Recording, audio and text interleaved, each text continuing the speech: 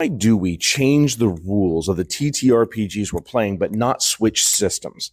Most of the time, and there are exceptions to everything. So, of course, there's exceptions. Of course, we've got that one story. But I'm saying most of the time, this comes from experience, that the reason why we're changing a mechanic is we're trying to get a different feel for our game. And it's not that we need an entirely different system. It's one thing in our game causes us to have to switch it, or a certain concept. For example, maybe you love Dungeons and Dragons, but you love the Pathfinder skill system because skills are better used in those systems.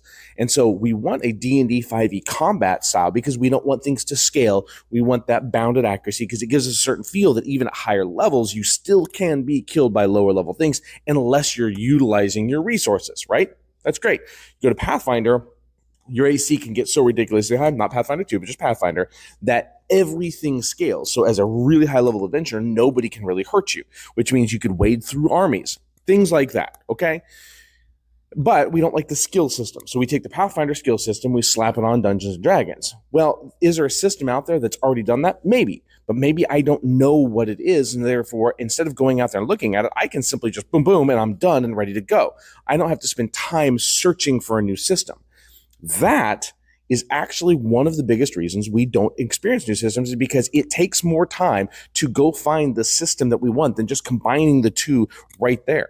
And so as we're exposed to new systems and we try new games, then we have the ability to play new games. But that takes time also, which takes a learning curve. And a lot of us don't want to take the time to go do that. So therefore, by combining the two together, we are playing a game. And so we'll play a game for 3, 4, 5 months by the time we would have even found the system to begin with. Because there's lots of indie systems that are out there, but there's the big players, and the big players are the ones we understand.